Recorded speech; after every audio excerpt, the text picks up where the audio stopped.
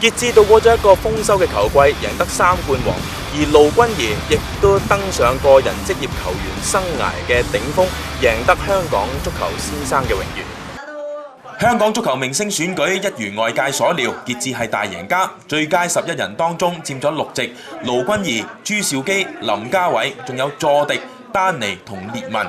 南華就有葉鴻輝同祖爾當選，公民亦都有法圖斯同中村佑人入圍，天水圍飛馬嘅李康廉亦都喺名單當中。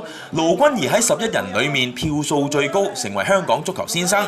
佢話感激2位啟蒙老師李輝立同李展鵬。